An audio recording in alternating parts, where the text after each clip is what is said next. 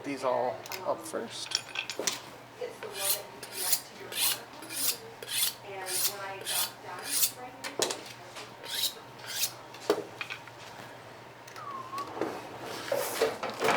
Alright, we're going to start with our bone-in ribeye. We're going to bone it out, and we're going to get some boneless ribeyes and some beef back ribs.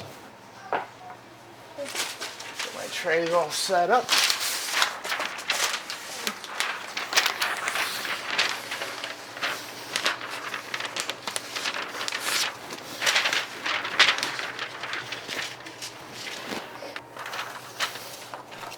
Open across the bottom, back of the knife, so you don't cut into the meat too much.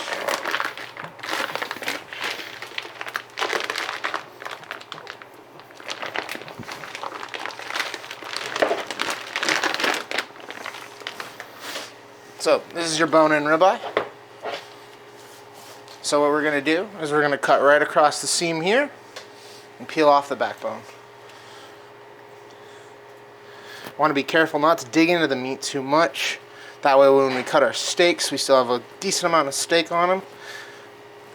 But at the same time, we like to sell the back ribs with meat on them. So find that nice middle ground.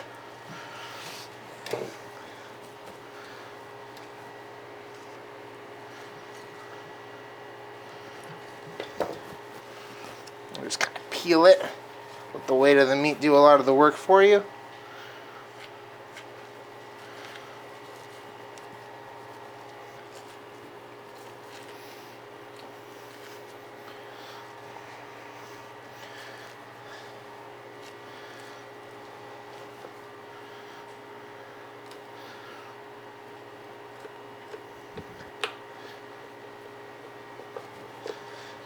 So, bone-in ribeye, now taking off the backbone. It's your beef back ribs, all ready to go. We're going to take our ribeye, and we usually cut our steaks about 1.25 inches, a little bit thicker than most places, but people like them nice and thick here.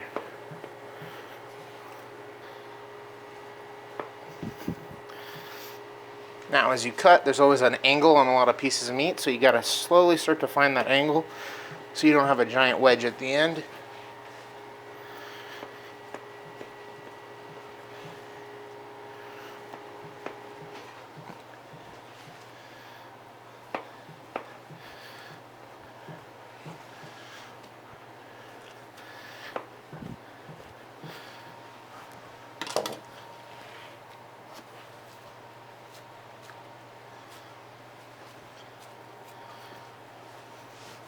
Ribeye. Here we don't take off a lot of fat because our customers in this area love fat, and so do we.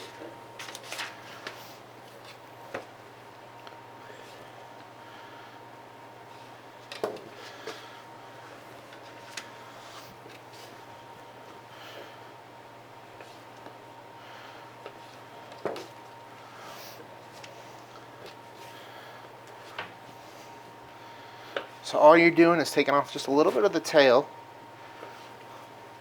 a little bit of the outer fat. Want to make sure there's no pieces of tendon left on or anything like that.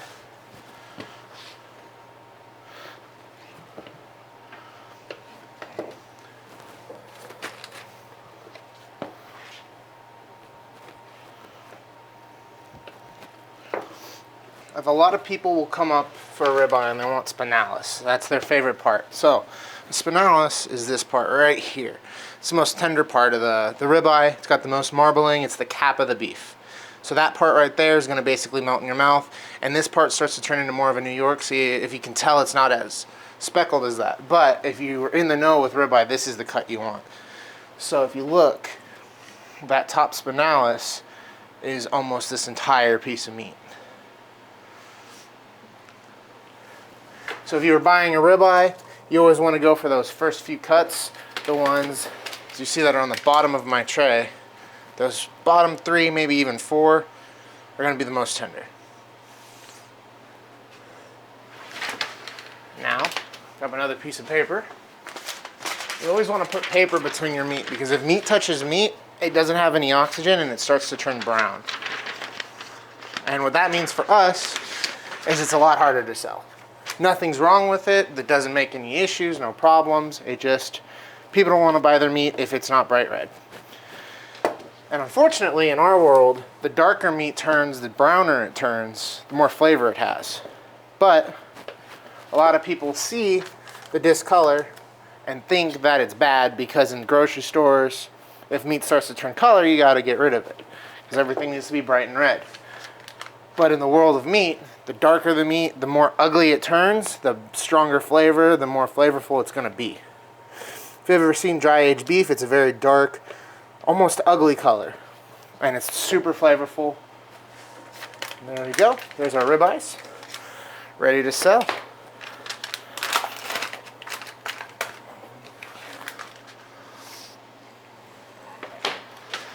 And our beef back ribs.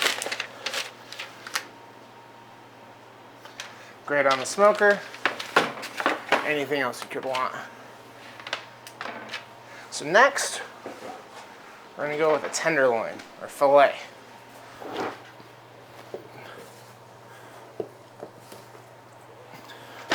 Now with fillet, you want to make sure your knife is extra sharp, and you'll see why in a second.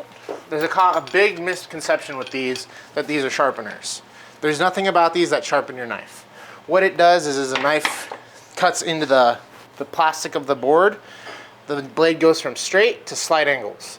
Slight angles, slight angles. If I use this knife and someone else comes back here to cut, everyone holds a knife a different way, everyone has a different grip. If you're righty, if you're lefty, the blade is going to start to pivot a different angle. Very slightly. So what these do is it just straightens the blade back out. So your blade is going to keep an edge on it for quite a while. Here it's usually about a month before ours dull out because we have so many people who touch them. But usually about a month here. But all that does is just keep the blade nice and straight. That way every time you cut, it's a nice straight edge. Same thing as before. Back of my knife along the bottom of the meat. Try to make as small of a indent in the meat as possible. So this is your tenderloin, your filet mignon is what we're going to turn it into. So as you can see, it's covered in fat. So what we do, peel off that outside.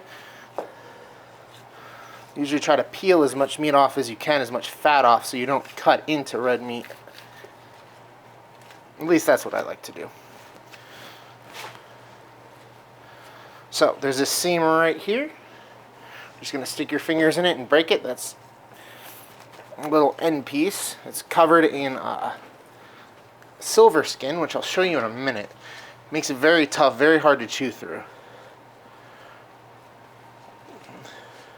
Not like regular fat that's going to melt when you cook it. Silver skin isn't going to adjust at all. It's going to stay the same texture the whole way. So what we're doing is I'm just getting off that outside fat so I can show you the silver skin. So this right here is silver skin. It'd be like trying to chew through a piece of plastic.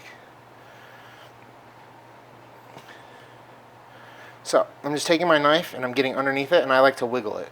And then up at a slight angle and very lightly slice through it. Try not to take off any red meat or very little. So that's silver skin. That you're not going to rip apart. You don't want that. Chewy.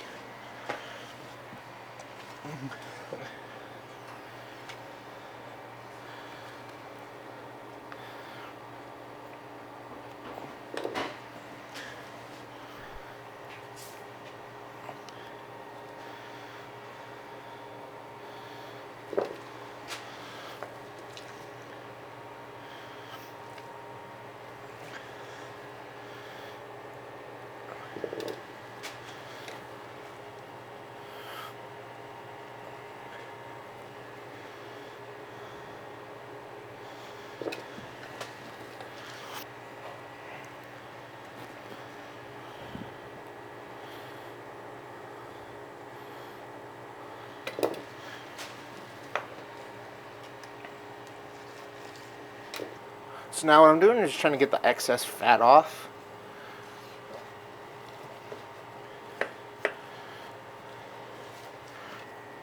Let the knife do the work. Fat's harder than regular meat, but it'll also come off of the meat. So instead of cutting, you kind of want to let the knife just kind of take it off. Often called the mushroom of the gods, lion's mane has a long history of medicinal use. This popular nootropic has been shown to enhance focus and increase cognition, helping you feel more productive and accomplished. Research studies have also shown that lion's mane is neuroprotective, giving you peace of mind as you power through your day. Try lion's mane and experience the mental clarity and productivity boost you've been missing.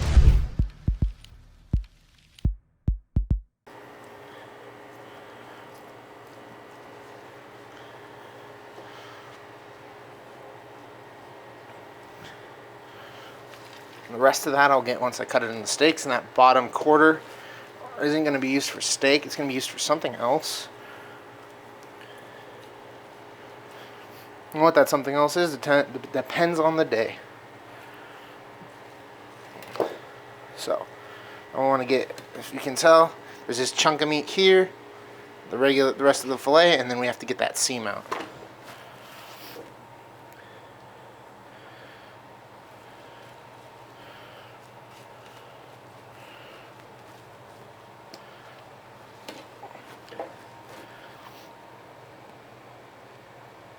The tenderloin comes off the side of the beef on about this part or so of the cow. It's part of the loin, which is where your T-bone, New York's, top sirloin all come from. The very underused muscle on the cow, that's why it's so tender. The less a muscle is used, the more tender it's going to be. The more it's used, such as like the anything off the round, which is all on the back leg, or the brisket, which is a chest muscle of the cow, or anything off the arm, is all going to be harder because you use it all the time. So if you lift weights, your muscle is going to be harder. If you don't lift weights, your muscle is going to be softer. So I'm going to take off this top portion where that's all at, because that's not going to make anyone happy if they get that in a steak.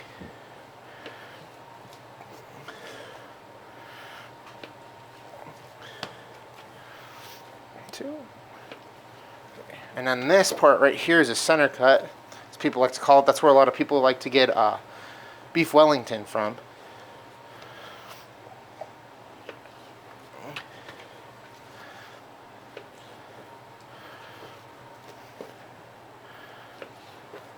So now what I'm going to go through is check through these, because as you can tell, it looks pretty, but there's a lot of fat on it. And as we said earlier, we love fat, but people who buy filet don't like fat.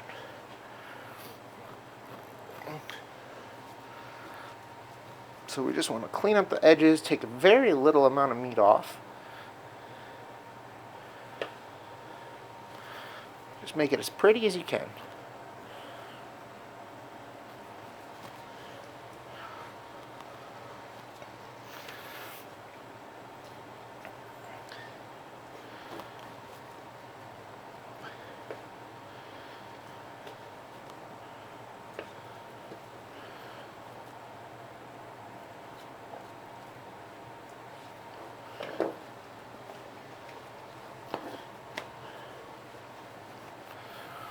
Once again, all I'm doing is letting the knife just kind of glide through and take that fat off. More like I'm pulling than I'm cutting, if that makes sense.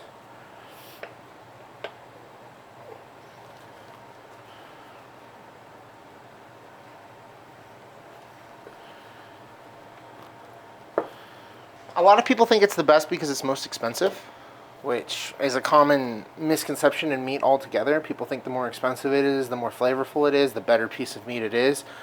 If someone walks up to the counter, sees a filet at $30 a pound and a ribeye at, let's say, $15 a pound, they're going to want the filet because they think it's more expensive, and everyone sees filet in movies and TV shows and cooking shows. And don't get me wrong, it is very tender, but it doesn't have a lot of flavor. Now, these are very well marbled, but the lack of fat takes away a lot of flavor. That's why a lot of people wrap it in bacon, or when they make their beef Wellington, they add all these things like prosciutto and mushrooms and all that to up the flavor, because on its own it doesn't have a lot of flavor. Unless, like our meat, which is very, very good, our filet has quite a bit of flavor. But most filet, flavor is the biggest issue. Ours is just good meat. It's really hard to find good meat anymore. A lot of what you go and you get in a grocery store as opposed to a butcher shop is all highly processed, highly touched, and pumped out. What you get at a shop like this is something that has a lot of loving care put into it, from the growing of the animal to the processing of the animal. Just its entire life isn't raised like it would be if it was at a grocery store. So it gets a lot better nutrition, it gets a lot better feed, it gets a lot better care on its day-to-day life, and the meat shows. The flavor shows. The flavor is represented in the life of the cow. So our fillets. Beautiful. All that marbling running through them. I bet these are delicious.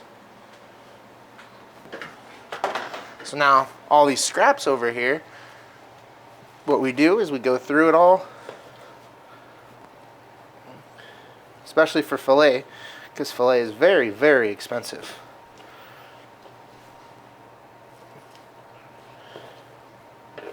What we're going to do today is just take off the outside fat and try to keep the bright red meat. That way if I need it for something like ends and pieces or carne asada or stir fry, I have it ready to go later in the day because I don't need anything right now.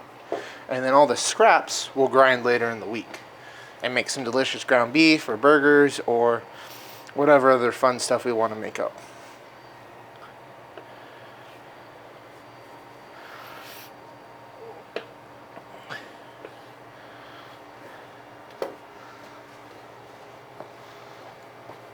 So this is that side piece I was talking about.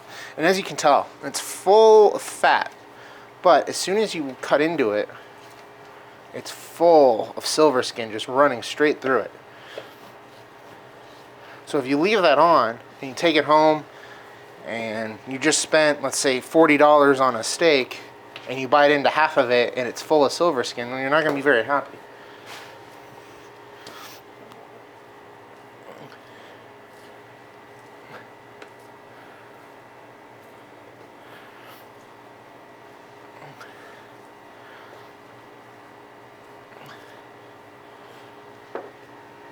Nice chunk of meat.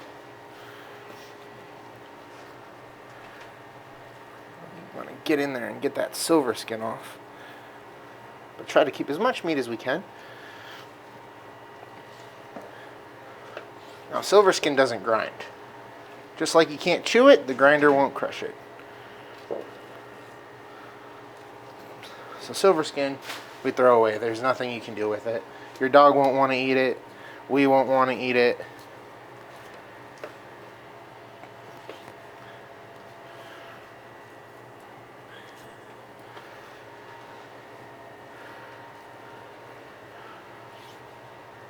A little bit here and there isn't awful. Everyone likes to chew a little bit.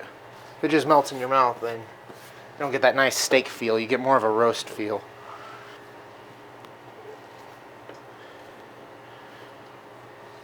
There we go. This is all ready to be processed later on today or tomorrow into something else.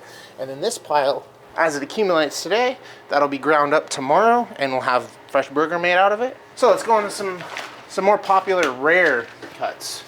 So, I don't have the whole piece, unfortunately, but I do have the parts it comes from. So everyone knows what a top sirloin is.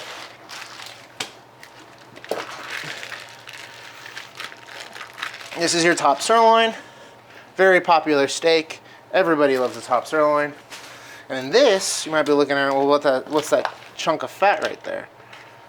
This has become extremely popular in the last couple of years, especially as YouTube is blown up with foodies and crazy cooks. This is your picanha.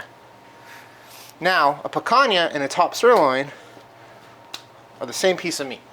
The picanha is the top muscle of the top sirloin. So if it was a whole piece of meat, it'd be about this big, covered in fat, and you'd have to peel this off, and it would be probably about twice that size of just fat. And once it's all cleaned up, that's what it looks like. So what I'm going to do is I'm going to cut our top sirloin up, make it into some steaks, and cut the picanha up and cut those into some steaks and tell you about it a little bit. So with the top sirloin, cutting it is actually really hard because with everything else we've cut so far, it's kind of basic on where you start. Top sirloin is very round, and if you look at the bottom, it's very round. There's no real clear part to cut. So what I've learned over the years is you look on all the sides, and you look for the side that has the most gristle running through it, which is going to be right here. That's where you start cutting, because that's where all the connective tissue is. And take off a fairly big chunk, and as you can see, just gristle. That's not going to be edible. That's like the silver skin that we showed you earlier. And take that off, and then I'm going to cut it into some nice steaks.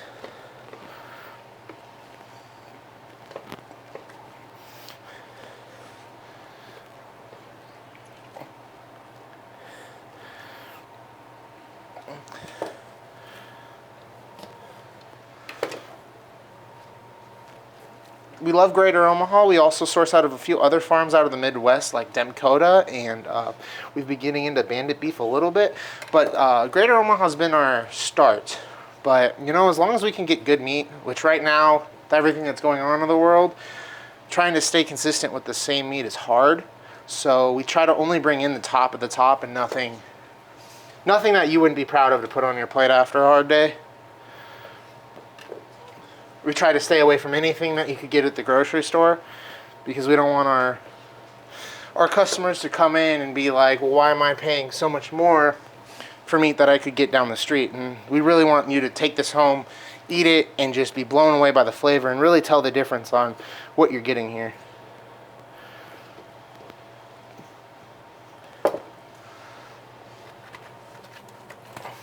Grab another tray.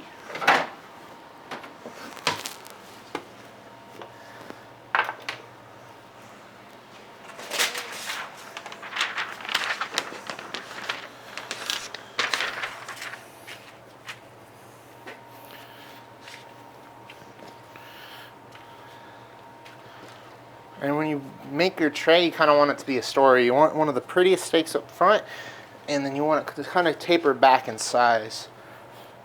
That way, as a customer looks at the steaks, they can really just see the whole piece. So, let's play with that picanha. So, a picanha is interesting. There's a lot of things you can do with it. A lot of people like to, you can whole roast it or you can cut it into steaks. So if you buy it this way, you roast it or smoke it just like you would anything else. And then this right here, this little discolor, is actually a little bit of dye that they use. It's completely edible, all safe. It just dyes the meat, so when the breakers at the processing plants are packaging it up, they know what piece of meat it is. So what we want to do is just take off that last little bit of silver skin. So, contrary to everything else, all the other steaks we've cut, you cut against the grain. With this, you want to cut with the grain. And it's a little different, and I'll show you why. So, that's a picanha steak. Super marbled, and it's got this giant chunk of fat on it. We don't take that fat off. And what you do is when you cook it, you reverse sear it. So you set it off to the side on your grill, let it cook slow, and then you sear it at the end. This crisps up, and all that flavor of that fat melts into the meat. One of the most popular steaks in the last few years. I've been in this industry almost a decade, and picanha only blew up in the last few years. Its actual name is a culotte. Every piece of meat I've cut has its own name, and everybody in every area calls it something different. What you know as a picanha could be someone's grandmother's specialty steak that has some crazy name that you've never heard of. A New York strip could be called a Kansas City steak. A chuck eye can be called a Delmonico. There's all sorts of different names for every piece of meat. We kind of just stick with whatever the popular trend is at the time. And there's your picanhas.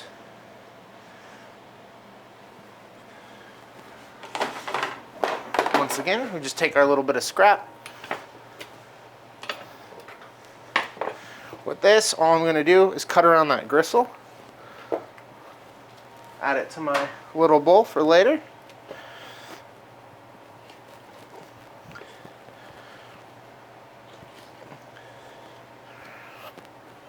Take off some of that fat.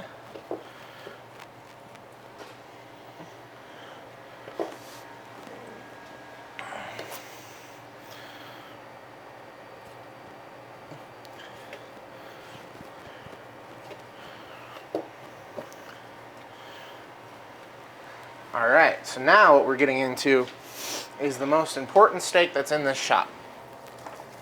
This is the piece of meat that started everything. Move this all around so I got a little bit more room.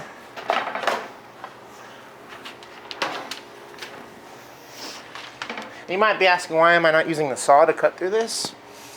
A saw with boneless meat tends to turn it really fast. So if I were to cut on the saw with our boneless blade, that meat is going to turn dark at a much faster rate than it would if I hand cut it. So we hand cut almost everything here. Only a few items do we ever put on the saw if it has a bone in it. And if we can work around the bone, then we work around the bone. Otherwise, the meat will just turn dark so fast, and it's not really worth it. So this is a hanger steak. Hanging tender, ugly steak, ugly hanger steak, whatever you want to call it. This ugly monstrosity right here, it comes off the belly of the cow. It's kind of near the abdomen. What's so unique about it is it's near a lot of the veins that are near the organs. So it gets a lot of flavor from like the liver and stuff. Not that it has a liver flavor, but what that does is it gives it a very intense, very strong beef flavor.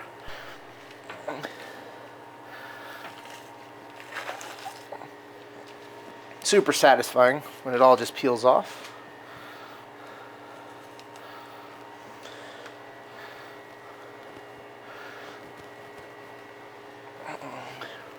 The closest way to describe the flavor is if it was gamey without a gamey flavor.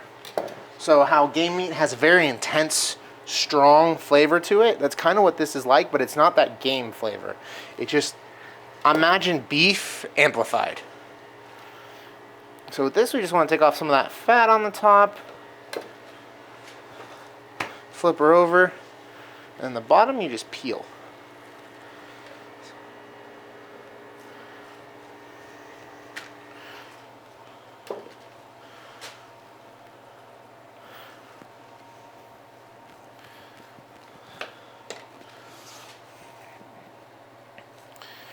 Now this is one of the more rare cuts. There's a few steaks out there that people will be like, oh, that's a butcher's cut. And what that means is, back in the olden times, when you couldn't go to the grocery store and buy a bunch of meat, you had to go to your local butcher shop. What a butcher's cut was when a cow was broken down, the most tender parts of the meat that only there's a couple pieces of. So with this, for example, there's only one per cow. So what the butcher would do is, after he broke down his cow and sold everything else, this was the piece of meat he took home, and it became a butcher's cut. Super rare, not something you could go to a grocery store and find because they're so rare. And in a grocery store, for example, customers don't want to buy the ugly stuff. They want the nice, pretty, bright red meat. And the hanger is very ugly. That's why it's known as an ugly steak. So, with this right here, you can tell there's this vein that runs through it. Kind of like a tendon. It is a tendon. So if you go on the internet and you look up a bunch of ways of cooking it, they'll have you cut that out and do all sorts of crazy stuff. You don't need to do any of that. You just throw it on your grill, cook it to medium rare, and this piece of meat in the center will kind of melt. Now if it doesn't melt, it'll have a little chew to it, but it's not going to be like silver skin. It's not going to be something you have to gnaw on to get through. Just, a little extra chew to it. And the flavor is going to be outstanding. So let me whip out a couple more of those. We have all different shapes and sizes because every cow is different.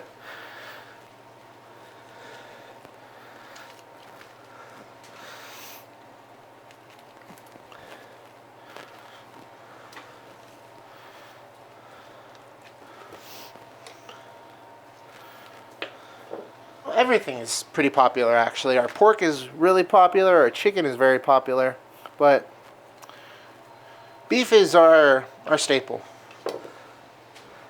Because everyone will go into a grocery store and buy their chicken and their pork, but come into a butcher shop to buy your beef is still kind of a special feeling to get. And then, of course, once they find our chicken and our pork, then they realize that everything here is special.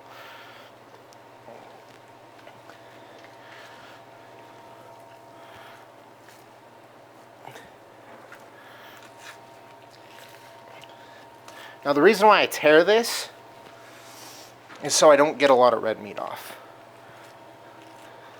As I said before, the red meat's a little bit softer, but it's held together more than the fat is.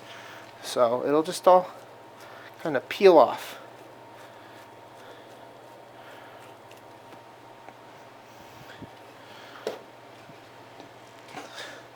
What's crazy for me is I spent, like I said, about a decade in grocery stores, being a meat cutter, manager, all that fun stuff. Never saw one of these until about a year ago, when I got into the actual butcher shop industry instead of grocery stores. There's another beautiful hanger steak. And it's called the hanger because it comes off of the hanging tendon of the cow. That abdomen area.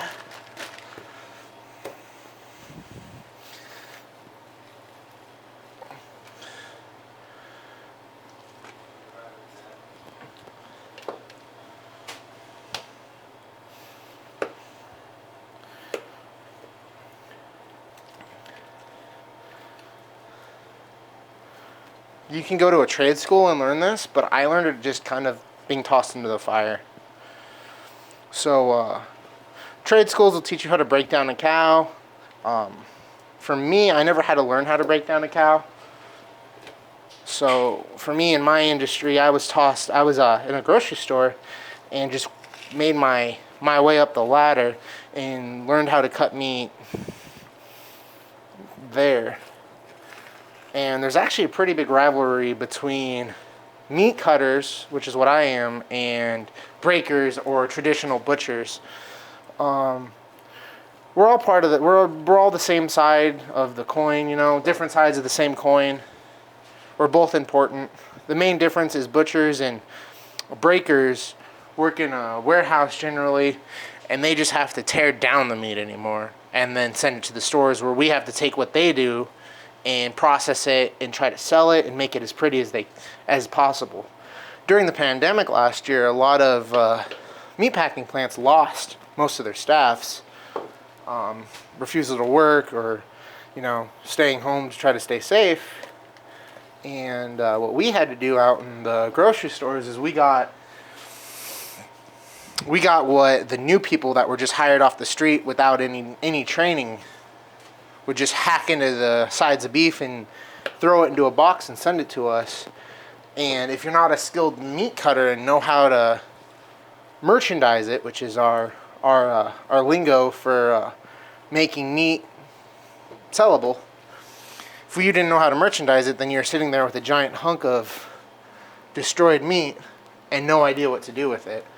So, and there's meat cutters who are the same way. They don't know what they're doing either. And so during the pandemic, it was really hard to find any quality of meat for a long time.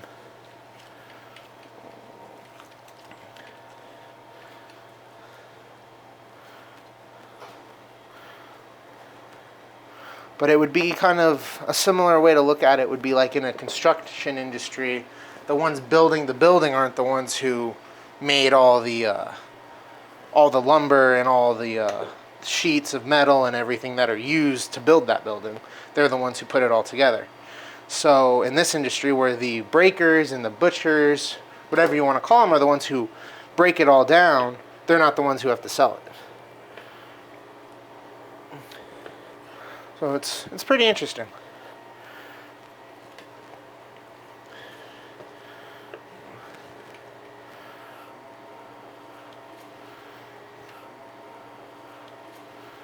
I like a lot of different things. If I'm going to go with my favorite piece of meat, I'm very fond of tri-tip. But as for a steak, I love ribeye, I love hanger steak, and I love chuck eye. Those are my three go-tos. Other than that, I mean, we're around so much rich meat anymore that it's actually kind of hard to eat red meat that often. Just because this stuff is so rich, being all prime, all high-grade prime, not just like a prime label slapped on it like you might see in your counter at your local grocery store. This prime is completely different than anything else you'll have. So it's very rich, very hard to have more than just a few bites of it, but so worth it.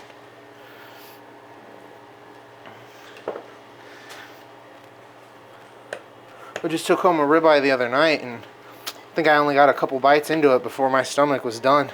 It was so good, so flavorful.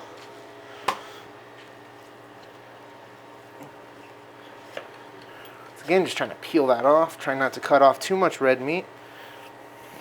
Here we go, and then you get to show you this. This right here, the little bit of discolor, is actually burn that's caused during the breaking and the packing process.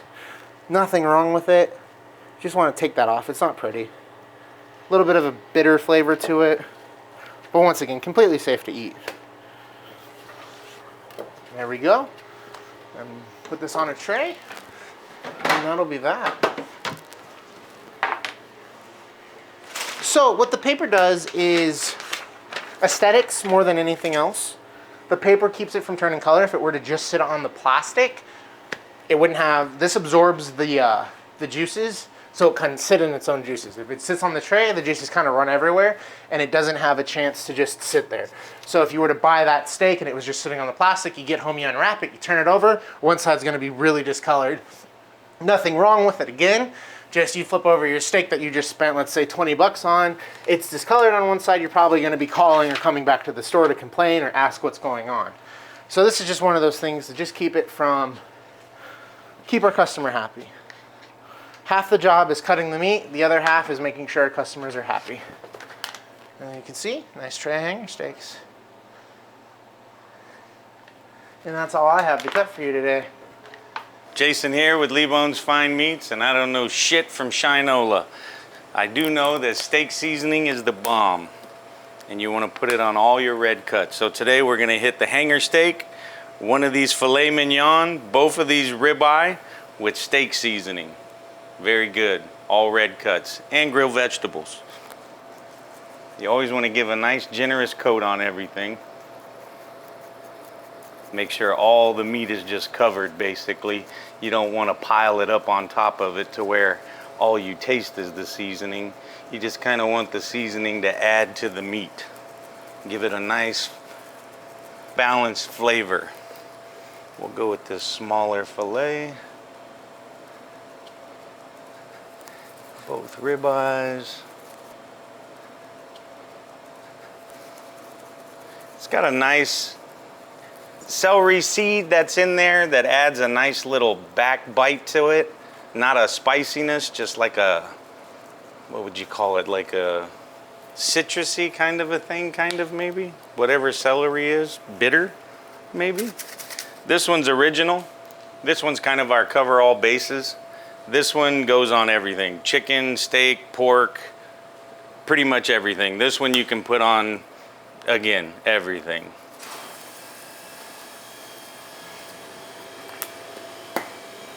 We're gonna try a little Santa Maria style as well on one of these picanha steaks. This is one of the ones my wife grew up on as a kid. So we're gonna throw this one in the mix too. Again, just give everything a nice little coat. The last one we're gonna use, garlic spicy. Kind of a Cajun hot, little cayenne pepper. We're gonna put this on one of the picanha too, add a little spice to the day.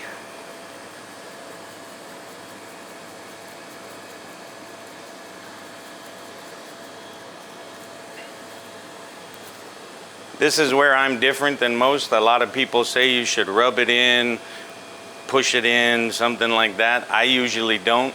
I just let it set for like 10 or 15 minutes at room temperature. The meat will kind of start to absorb it a little bit. Then I flip it over and hit the other side. For today's purposes, we'll just push it on there a little so we know it's gonna stick. It was all an accident, to be honest with you. Basically, I had always been putting stuff together, trying to come up with my own little mix, but it was never my own little mix to sell. When I finally figured this out, then other people were telling us we should try to sell it and all that stuff, and eventually that's what did happen. But yeah, to be honest, really and truly, it was just an accident.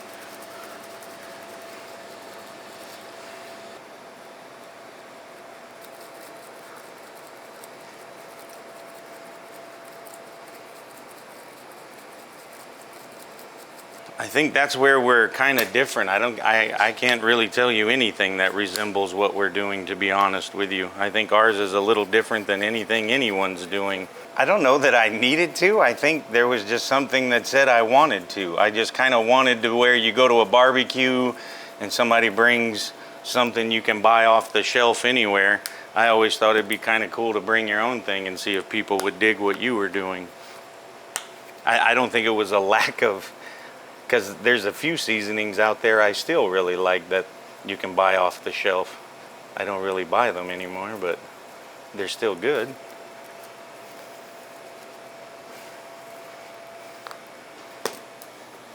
Then just let them rest till they get to room temperature, and then we'll throw them on some heat.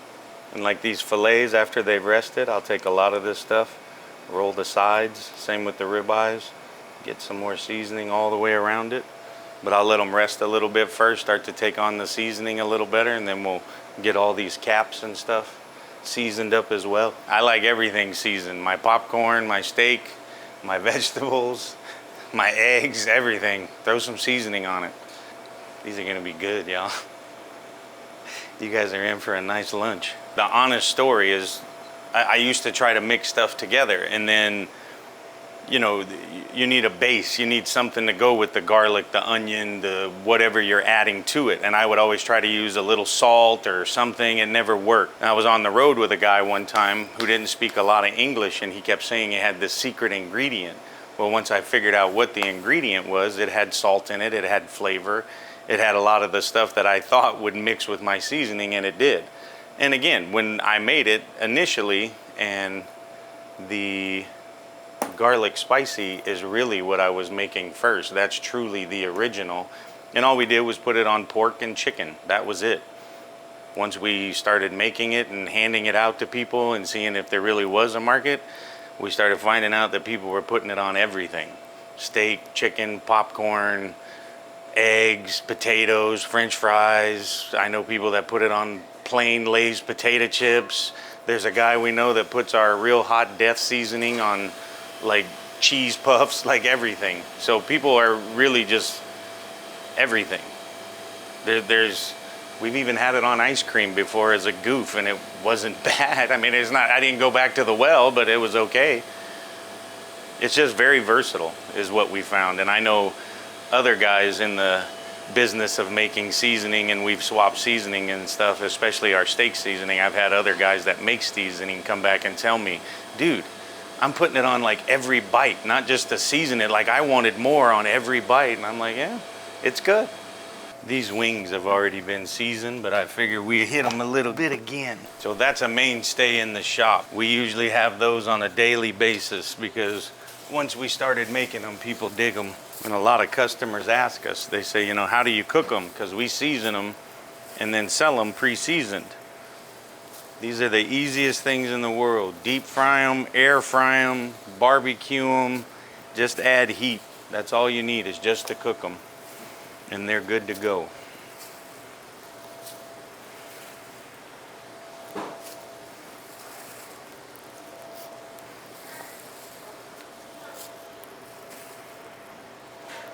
You guys into leftovers? All right. We'll cook extra then. That way y'all can take some home. You can let the wife and the family or whatever know that y'all had a good day at work today. Right on. And again, you can see they're already seasoned, so we don't have to hit them real hard, but definitely give them a little touch up.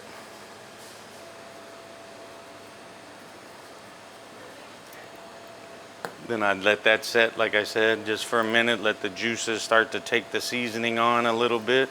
Then I'll flip them, give them another nice little dusting. Be good to go. Good food, good stuff. When I cook these at home, usually just like some white rice or something, make it easy, you know what I mean? Chicken and rice, really good for like football Sunday or something. Because like I said, you can deep fry them, grill them, smoke them, however you want to heat them. Again, all this stuff's an accident for this guy. I've got other professionals that work in here, but I'm not one of them. I know what I like to eat, and I guess it turns out I know what a lot of other people like to eat too, maybe.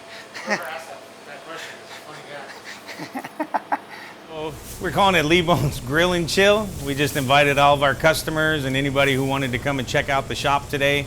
We got Fat Ox Barbecue with Saucy Luke and Ty out there doing their thing, serving up pulled pork tacos, chicken wings, hash brown casserole, all the things you can buy in the store and go home and cook.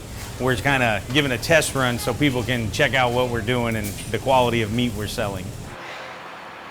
All right, so we're gonna get going right here. We got that's our ribeye. Big old fatty. 2 fatty ribeyes, dude. 2-inch cut, dude. The cowboy cut. Yeehaw, brother. Dude, we got the hanger. Throw the hanger on. Fucking the ugly hanger, baby. Looking pretty though, dog. Chuck, where's Chuck? Who did that? There he is. Good job, Chuck. Nice job. We got a couple fillets. Boom and boom.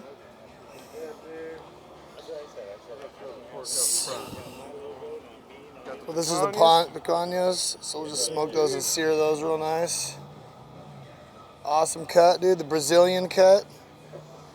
And then a couple pork steaks. 1 bone in, 1 bone out. All right, dude, this is what we call a happy grill. Full grill is a happy grill. Let's get this thing shut up. We got to start working. Let it rip. So this was made out of a propane tank. So my boy Ty over here made it solo. He did a 3-week job all by himself. Cut some flat top on the firebox. So that's rad. So we can smoke them and then sear them. Just got back from a big Arizona competition and we won People's Choice, so that was rad. And then we took first place in our brisket too. So. The Holy Grail. The Holy Grail. Out off of this. And we served 700 servings, so pretty cool stuff. Going up against all those pellet grills. Going against, yeah. Easy bake ovens. The easy bake ovens. Yeah, nobody had either. Dig in wherever we can. Yeah, we throw that in there. It's fun that way. You gotta poke a little bit. Yeah, when it comes to the big pit style barbecues, what you wanna do is a lot of like the smaller ones, they'll use charcoal and they'll use the wood to season the meat. Well, we do a full fire, so we don't want it smoking, we want it burning clean. So when it burns clean, you use the smoke from the clean burning fire to deliver the flavor we're looking for and then create the temp as well. So we want a good, clean burning fire. So right now it's burning pretty good. Just kind of get everything up in a tight little spot. So that's roaring really good. And then when the smoker gets nice and warm, the stack gets nice and hot. When the stack gets nice and hot, it really draws the smoke out. That's how this thing works. And then you deliver your temps by the fire you have, the size of the fire, maintaining the right fire, and then letting the right amount of air come in through the firebox and then out the dampener. Well, we do like 300. This thing it goes like in like 25 to 20 degree differences from the front, the middle to the back. Front, about 300 middle, 275 back. So instead of like making adjustments, we like to roll this dampener full wide open. So we just roll it full wide open and we can move things around on the smoker. So that's roaring good. I'm gonna shut this to let it start drawing in the right amount of air. And then we'll just keep track of, you want that blue smoke. When it starts coming out like too smoky, it'll give your flavor this like, just like a little campfire-y. So we want it burning real nice and clean so you have a nice clean flavor on the meat. As much as you wanna like always keep checking it, if you're looking, it ain't cooking. So you have to, once you get good with it, you'll know, hey, it's in there, I'm good, I gotta leave it shut. Because if you're opening it too much, you're just, prolonging the length of the cook, because then you have to catch back up and then now your times elongate. So say for a competition, we have a 6-hour cook on something. If we're checking it a lot, dude, that 6-hour cook can easily turn to 8 hours. So you really have to be aware of that. Or if you know you have to lift it up, okay, now we gotta burn it a little hotter. So you just have to make these adjustments to dial it in. You gotta turn the knob. Yeah, you gotta turn the knob up on the get more pellets out. So I started building smokers about a year ago. I started building my own. Always keeping an eye out for propane tanks, and I drove by a propane place that had that tank. Swung in there, made a deal with him. He sold it to me. A month later, he sold me the other tank for the firebox, and just kind of started grinding on it, mentally putting it together, and then I started welding it together. My dad flew down, he helped me kind of sand on it a little bit, and then I kind of started having the idea of what I call a party barge. Wasn't sure how I wanted it on a trailer, but I knew I needed to make it mobile because I had some things that we had to cater that were out of state, and so kind of came up with the idea of a party barge, and honestly just started buying the scrap steel at the steel yard and piecing it together.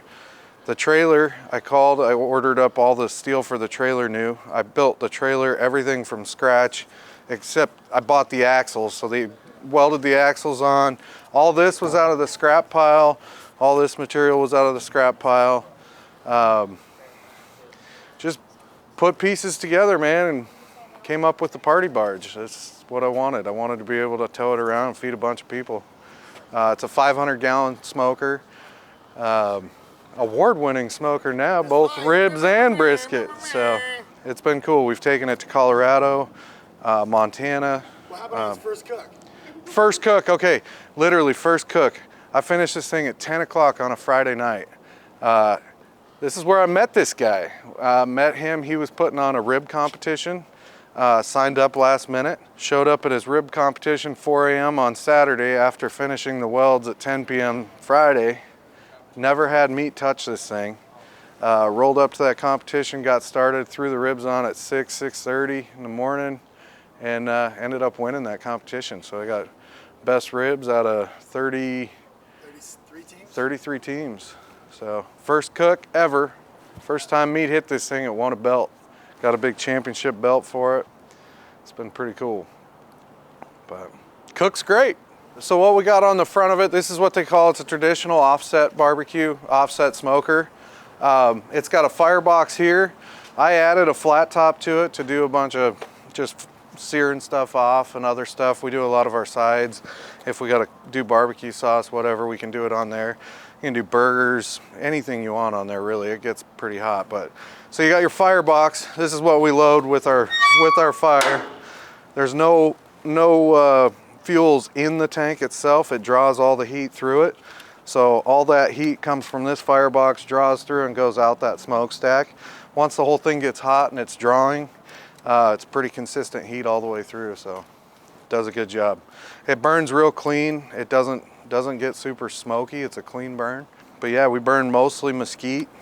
It's what we get readily available here in Phoenix, so everything else is pretty difficult to find local. But yeah, we burn mesquite and win competitions with it. Yeah, just win, baby. That's all we do. That's all we do. So you got to dial this in here. What I did is I put 3 notches. That one closes her, and that'll start killing it off a little bit. Your temps will die off, but it does get smoky when you do that. Usually when we're done, we close it off. It likes to cook right here. And when you get a big fire built and you want to open it up, let it breathe a little bit so it doesn't get so hot. We just kind of open it up. Usually we'll let it sit there if we got it going really hot so it can draw more air. But it does like to cook on that setting right there. Right there. That usually keeps that thing about 300, starts at 300 towards the front, 275, 250-ish on that back burner. So it's a pretty consistent heat.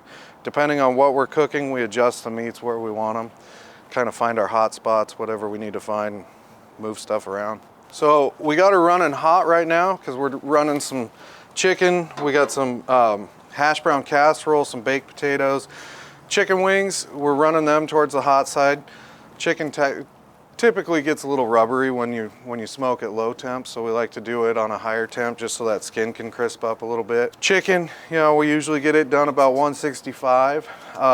Pork is about 145 to 155-ish, but we run the pork and the chicken towards the hot side for the pork steak. So back here on the end, we got more of our beef, our cuts that we were looking for like a medium rare finish. Typically with these big, thick ribeyes, the tomahawk style ones, we like to get them about 120, 125 and then pull them out and do a sear off on them. It's called the reverse sear. Yeah. So we let them sit in the smoke until they get their internal temp up, and then we do a quick sear on the sides. And what that does, that helps like the whole piece of meat. So instead of like searing first and then smoking after, when you smoke it first, you get that whole piece of meat at that temperature, and then when you sear all the way through, you're not going to have like a well done side and then medium rare on the inside. The whole piece of meat is medium rare. So it's a pretty sweet technique. That's the hard part with thick cuts of meat. Those really thick ribeyes, prime ribs, everything like that, is when that internal temperature, you're trying to get that up at a good, to meet the outside of it. So like you get that internal temp up, and then you can sear that outside, get your good crisp, nice crust on it, and have a good clean cut all the way through. Sometimes when you do them too hot, too fast, it doesn't get cooked through the middle, so you have like extreme rare.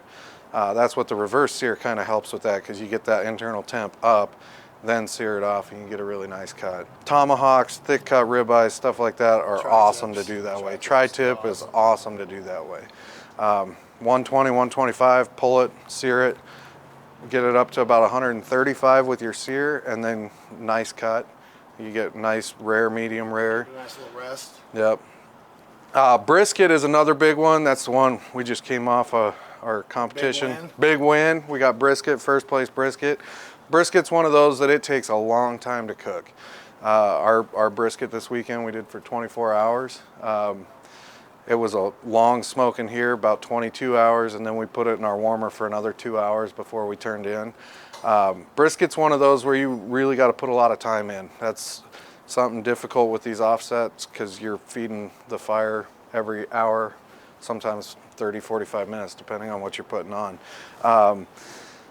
We get them up to about 160 to 180 degrees where our bark's really starting to look good, and that's where we usually will pull it and wrap it in butcher paper. Foil if we have to. Foil will help speed it up, but you really want your brisket to be around 200 degrees and probe tender. At that point, when that probe starts really going in like butter, that's when you want to pull it off. Brisket is one of those, it just takes time, so a lot of people pull them early, and that's the biggest mistake with brisket. They get pulled early and they're tough. And we like to do our brisket by look. So instead of like checking it all the time, we'll look like, hey, are we comfortable with the bark, the way the bark looks? Like we like that good dark, bark, because that's where you get a lot of that crust, that flavor. So once we're cool with that bark, then we'll wrap it and help it pull it through the stall period. I started doing a Saucy Luke's Craft Barbecue, making sauces and rubs. And then I went to TJ's and I had this rub, and I was like, what is this, dude? Meat duster. So I put it on my food. I was like, that's pretty good. Oh, TJ's restaurant. Yeah, TJ's. I went to TJ's and I had some of your meat duster. And then I ended up getting into a butcher shop called Off the Hook in Goodyear, and then he was in there, and then I had known about it because I kind of looked through his social media, and then me and him just got to rapping, and that's kind of how we met.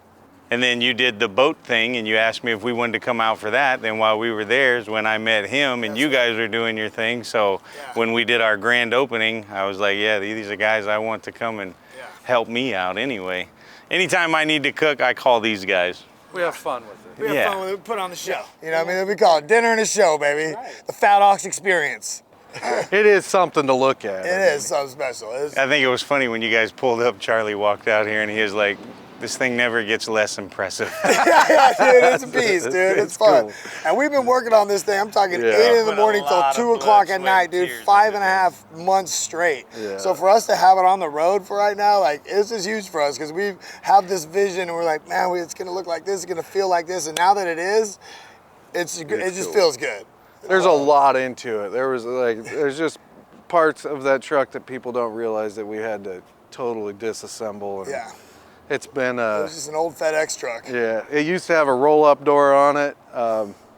We ripped the whole floor apart, the back end apart. It's just a lot of stuff, and we both still have other businesses we got to run, so yeah. And usually we get done at 5 o'clock at night, and then that's when we start on our fun stuff, and we'll go till 10, 12, midnight, whatever, 2 a.m. whenever we get home. And then we start all over the next day. Yeah. So when this all was happening, when Jason was saying he was going to do his butcher shop, we're like, oh, dude, Jason's butcher shop is going to be sweet, has the same vibe that we have. So it all just worked really good together. Fit. So we've been, really working on getting this thing dialed in so we can get this all set. But everything that's happened on the truck and everything, it's only our 4 hands have touched it. Yeah. So from Every painting, nut and bolt, we every painted that weld. mural with a projector. Yeah, So that was, yeah, we got quoted like social media. $1,000 to get that painted. One We're like, you know logo. what? One logo. That size. $6 projector, Yeah. $4 in paint. We projected it up there and hand painted it. So if you go look at it, it's hand painted brushstrokes because we projected it on there. So an old art school trick. Yeah. It's, A lot cheaper than $900 vinyl. Right? Yeah, we'd have been like probably $2,500 in stickers on that if we did that, and It just won't last as long. no, and it looks cool. Yeah. We just We like just- the cool look. we just needed to make sure it had awesome AC. So we got 16,000 BTU AC so our fat asses don't get hot in there. So we have Which rad works AC, good. We tested which it all works great. weekend. Worked all great all weekend. So it keeps us cool, and you know, it just has a nice fun vibe, and we just, you know, we like to have a good time with it. So it was a perfect marriage with us and Jason because he's the same vibe. So that's what it's all about. And that's the thing, when people see this thing pulling up, you know there's gonna be good food and a good time about to happen. That's right. And then they see our personalities come out. They're like, ah, shit, here we It's go. not good. That piece of fat that's hanging off the end of that goddamn picanha is mine. We're gonna just lean it up, dude. We're gonna get creative and just get that fat cap really nice and crispy. So I've not had the picanha yet either. So this will be my first go with the picanha. these are pretty much done. I've never had it done this way. Obviously, I can't do this. Yeah, me What's the neither. temp on that one? Well, I guess I kind of can now with our little smoker thing we got. But the only time I'd have to do that would be like today. And I don't have time today. So right now we reverse seared all of the cuts. So we got the internal temp where we want. So now we're gonna give a quick little sear on them on the firebox and call it good. These picanhas have a nice fat cap over the top because you didn't get it in there like rendered all that good. We're just gonna sear them so we have it leaning up against the side, getting creative with it. Sometimes you just gotta figure it out to make it work. So get a good sear on these. We get a good little cap, and then we'll flip them over. But these burgers are done. So let me grab provolone.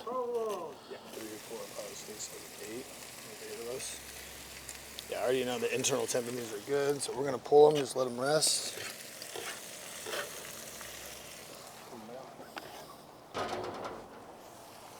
Those are good, those are golden.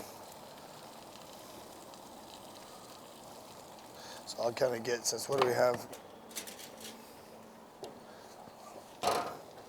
Of course, on a day like this, our instant read thermometer battery pin went out, so these are pretty much done. So we'll just give them a moment. You want them at 132, 133. If you're gonna rest it, it'll get to 135. So we're gonna be pulling this here in a second. I'm just gonna, leave it on there to get a good sear. Lay those down now. That's why I invited them. They know how to let shit rest. I just cut it up. Let's go. 120, so that's got a good sear. I'm gonna go see where the fire is on the box. Looks like it's gonna be burning right here. So that's where my hot spot will be. Right now we're gonna let it just get a little extra. And you can actually use this to get oxygen down. You get the coals roaring. So like right here, so if I hit,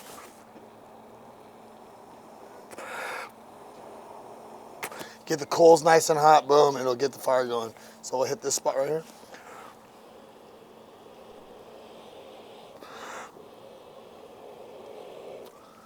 See how it gets the fire going? You just heat the coals up, get it nice and hot, then boom, it'll combust the wood. Little tricks. So now I know my hot spot is right over the top right here, so that's where I want to be searing. So hang, another thing you do with our little cool little flat tops is if you want to just keep the temperature on them a little bit, we can shut it for a second, kind of just let it get that little bake. Keeps all the heat in there. But these are all pretty much done, so I'm gonna just give it 1 second. Another thing too, when it comes to smoking, you really want things spread out. It's hard for them to catch the smoke all the way around if they're right on each other. So everything just has to have like a little gap in between it to let that smoke and heat circulate around it. All right, so those are gonna be done.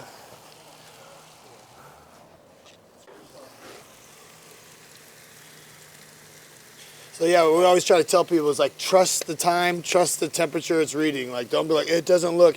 If it's reading that number, that's the number.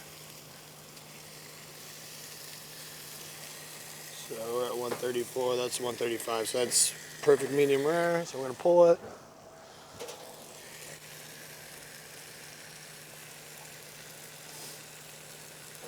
This is all from us making shitty barbecue. I made shitty barbecue forever. And then I was like, and then I figured it out. You notice who's behind the grill, not this guy. You supply the meat. Usually when I cook, we cut it and then we go, okay, 5 more minutes. Still a little raw. I'm gonna grab you a pan. Okay, just throw them in there. And just put them in.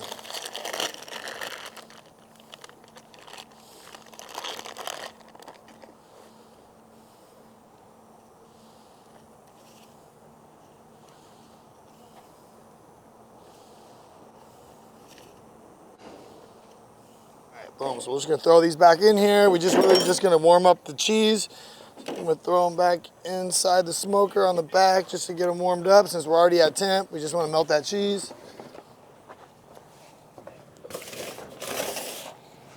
These are good, that's gonna be done. So we got hanger, ribeye, burgers, bacon burgers. So it's bacon mixed with the ground beef, like ground together. Yeah. If you want something, come over. Chicken wings, hash brown casserole. They're starting. I sell them every day. I know you do. Yeah.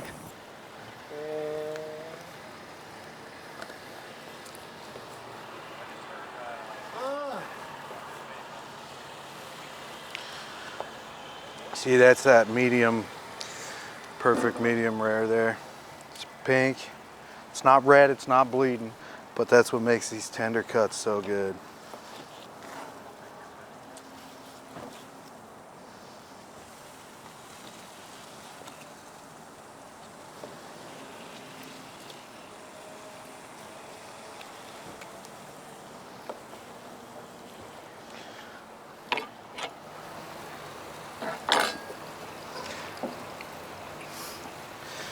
Bam.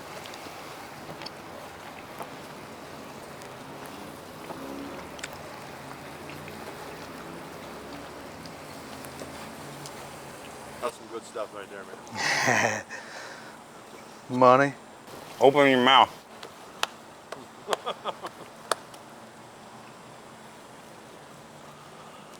You guys want to try a bite? Well done, guys. Awesome. I'll come back over later. There you go. That's a little bit of filet mignon. Filet mignon. Carnivore candy. And would you like to try some? Yeah. Just melts in your mouth. How do you sell that? Sells itself. But he sells it here raw by the pound. It's good, huh? That is good. We're gonna let that rest a minute. Ah, you know what? We're good. Wow. See, here. This is his favorite. Yeah, the hanger is like the diaphragm. It's like a It's a, perfectly tender cut. yeah, dude, it's got a cool texture to it. So it just has a cool texture and bite to it. So it's awesome when we're seared. Want a piece, Doug? There you go, buddy.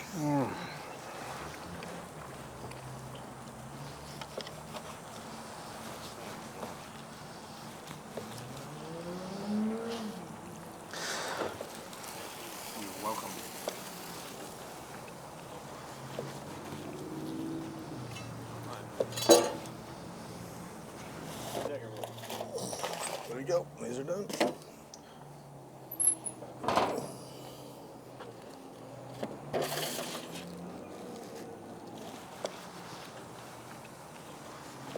Actually perfect, man. Came out Couldn't have gone great. better. Yeah, came out right on. Tender, awesome, great cuts. Did you guys try some? Oh yeah. Oh yeah. Yeah. So bam, we got the hanger, got the fillet, we got the picanha, which is a nice Brazilian cut. Has a nice fat cap on top, so you get all that flavor from that fat cap. Ribeye. Haven't even got to the ribeye yet. And we got some smoked burgers. See all that juice, man. Ugh. You know. That's right. When you do big sandwiches, you get all this juice and you dip it in it. Yeah, dude, we like to bring it all back into it. You can flip it around on her, dude, get it all back in there. You don't want to lose that. And we'll create a little barricade, keep her in there. Our first competition, we kind of went a little hard in the paint when we first got there. We showed up, we tried to do things a little different. They all cooked theirs on like this PK grill. So we're like, you know, we're gonna smoke it and we're gonna sear it in the firebox. But our turn-in time got away from us. So we're like, oh dude, and it was like 5 minutes to turn it in. So did the bottle of whiskey. So we go and turn it in. We're like, we already knew, you know, we did it differently than what they were looking for. So we already knew we were gonna fail on that. And then we had overcooked it. So we turned in and sure enough, we get last place and they give us this steak knife. So we've been bringing this last place steak knife everywhere. So everywhere we go, it's like sitting somewhere, you know, it's this last place steak knife, dude, everywhere. So, you know, we just turned everything into a new little marketing thing, dude. Like, hey. And then at the end, we were doing people's choice. Who wants to try last place steak? Last place steak. And they're like, there's no way. And they're like, we got last place. They're like, no way. We didn't tell them the rest of the story, but just gotta have fun with it. And I don't really know that there's a secret. I'm just a hillbilly that cuts stuff up, man. I like it to look good. You know, against the grain on most cuts is what you want. Because then it pulls apart. So if you have it like when it's with the grain, it won't pull apart. So like what he just did right here, it's cut against the grain. So when you're pulling apart, it comes apart. If it was pulled long way, it would be stringy and it wouldn't come off. So it'd be harder of a chew. So this just pulls off and just goes right in the mouth.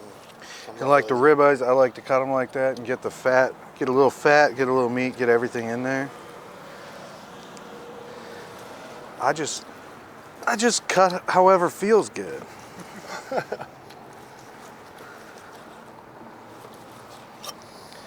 Now brisket, there's a way you want to cut that. How I like to do it, cut it in half right where the flat and the point meet, turn the point side, cut it that way, go with the flat against the grain. That one gets jacked up a lot. Yeah.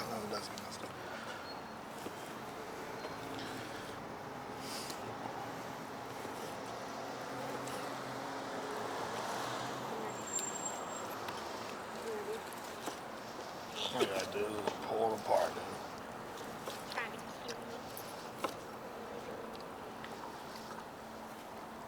Oh, dude, that's good.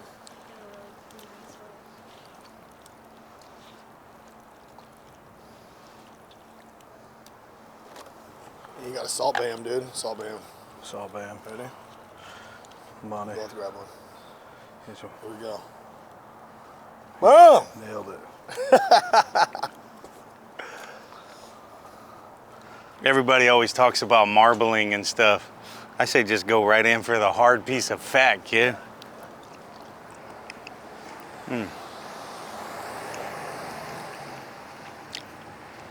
I've never had smoked ribeye. That's awesome.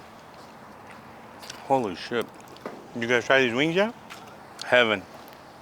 It's so good, you have no idea. It's just good. The flavor of the meat tastes like meat. It doesn't, you know, I don't know. You gotta come and check it out. It's not something I can just easily describe.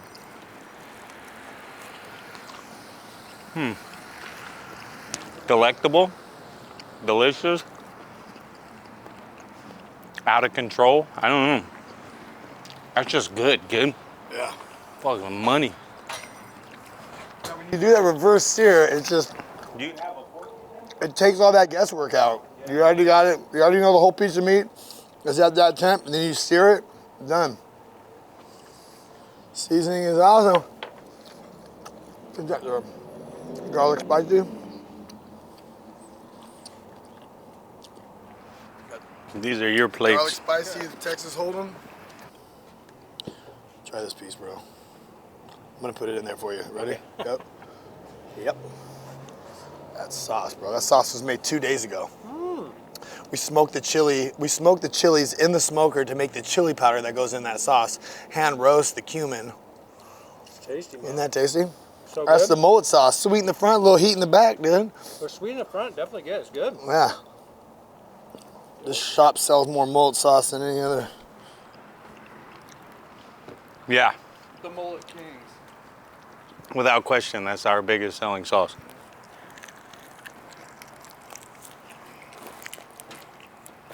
Thanks for watching. We hope you enjoy our documentaries as much as we enjoy making them. Unfortunately, many of our videos don't earn enough YouTube revenue to afford the cost of production. But if you like our content, the best thing you can do is directly support it on Patreon. Plus, you'll get access to behind-the-scenes vlogs and commentary. If you're looking for something more in return, go to paragraphic.io where you can buy our other products and services. Alternatively, you can shop our Amazon storefront for our favorite equipment recommendations. Also, check out Boca, where you can find beneficial supplements to optimize your productivity. We especially love the lion's mane and mushroom gummies. And finally, consider signing up to Multitude, a platform built for long-form content, where you and other content creators can share and monetize new videos every week.